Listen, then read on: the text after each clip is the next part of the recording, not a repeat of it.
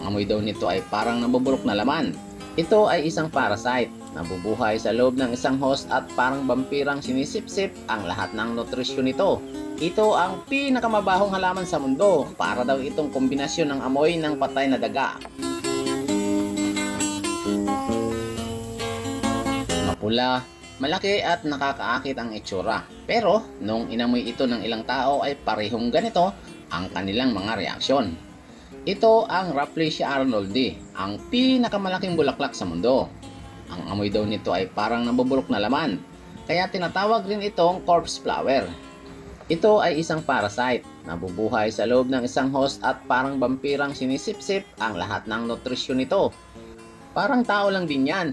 Merong dumidikit at sumisipsip dahil napapakinabangan ka. Pero kapag ubos ka na, iiwan ka na lamang basta, kaya mag-iingat tayo. Ang halamang ito ay tinatawag din na corpse flower, ang Titan Arum. At alam mo ba, ito ang pinakamabahong halaman sa mundo ayon sa Guinness World Record. Ito rin ang may hawak na ang titulong tallest bloom. Umabot sa 3.1 meters ang taas, mas mataas pa kay Soto. Sa sobrang taas, tiningala na ito ng babae. Ayon sa mga nakaamoy nito, para daw itong kombinasyon ng amoy ng patay na daga, bulok na itlog, isda o karne, at para din daw basura ang hindi nilinisan ng 3 linggo. I think it smells like human flesh and dead bug. Ang Amorphophallus titanium o Titan Arum ay native sa Sumatra, Indonesia. Meron itong kulay yellow na parang stalk o tangkay sa gitna na napakahaba. Ito ay tinatawag na spadix. Meron din itong kulay pula na parang nakambukang bulaklak. Pero actually, hindi po ito ang kanyang bulaklak. Ito ay parang dahon na tinatawag na spot.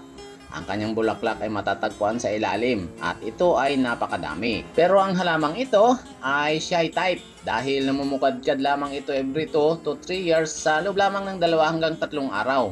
Ito ay ayon sa United States Botanic Garden. Meron pa ngang umaabot ng 7 to 10 years bago ito mamukadkad. Tulad ng ilang flowering plants, ang Titan Arum ay meron ding pollination, isang proseso ng pagpaparami. At syempre, para mangyari ito, nangangailangan ng pollinators tulad ng mga insekto na siyang nagdadala ng pollen mula sa male part ng bulaklak patungo sa female part ng parehong bulaklak o ng ibang mga bulaklak. Namumukadkad ang Titan Arum kapag ang mga bulaklak nito ay ready nang ma-pollinate. At nagpapalabas ito ng napakabahong amoy. Kung ang ibang bulaklak ay nagpapalabas ng mabango at matamis na amoy para maka-attract ng mga pollinators tulad ng mga bubuyog o ibon, ang gusto namang i-attract ng Titan Arum ay mga insektong nabubulok na laman ang paborito tulad ng carrion piles at beetles. Ang spot ng Titan Arum ay para talagang mapulang karne at ito ay thermogenic. Ibig sabihin, nakakapag-generate ito ng sariling init. Pinapalabas nito ang init sa spadix. Ginagamit nila ang init para aabot sa malayong distansya ang kanilang mabahong amoy at maakit ang mga pollinator. Sa sobrang init ng spadix, ito ay sumisingaw. Ang mabahong amoy ay mas tumitindi daw tuwing hating gabi hanggang alas 4 ng madaling araw. Matitrick ang mga pollinators sa mabahong amoy nito at aakalain nilang totoong nabubulok na laman ito kung saan pwede silang mangitlog at makakain. Kapag pumasok na ang insekto sa Titan Arum ay maaring meron silang dalang mga pollen mula sa ibang Titan Arum. At kung papala rin ay malalagay nila ito sa mga female flower at magpuproduce ito ng prutas na naglalaman ng buto na siyang magiging bagong Titan Arum. Ang Titan Arum ay itinuturing ngayon ng International Union for Conservation of Nature bilang endangered. Kaya naman maraming mga botanical gardens ang nag-aalaga at nagpaparami ng Titan Arum. Dahil nga minsan lang ito nagbo-bloom ay mano-mano na lang na kinukuha ng mga biologist ang pollen nito para i-press at gamitin kapag nag-bloom na. Ang iba o di kaya ay ibinibigay nila ito sa ibang botanical gardens. Ang isa pang tinatawag na corpse flower ay ang Rafflesia. Merong nasa 42 species ng Rafflesia sa mundo.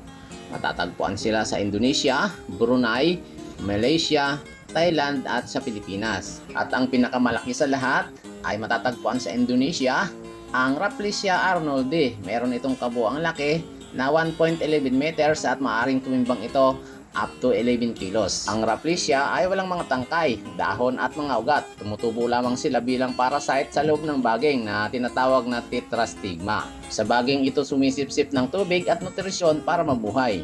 Tulad ng Titan Arum, Kapag ito'y namumukadkad, naglalabas ito ng mabahong amoy sa loob ng 6 hanggang 7 araw para makaakit ng mga pollinators at pagkatapos ay mamamatay ito at malalanta. Dito naman sa Pilipinas, ang pinakamalaking Rafflesia ay tinatawag na Rafflesia scanderbergiana.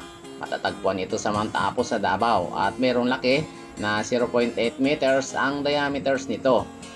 Ang Rafflesia scanderbergiana ngang ito ay natagpuan sa Lantapan, Bukidnon na nasa 0.78 meters ang diameters nito. Sa mga lumaki sa probinsya, malamang ang napakabahong amoy ng halamang ito ay naging parte na ng kabataan natin. Nakaamoy ka na ba ng corpse flower? At ano nga ba talaga ang tunay na amoy nito?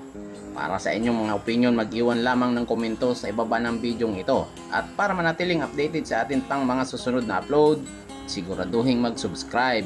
I-like na rin ang ating mga videos bilang suporta.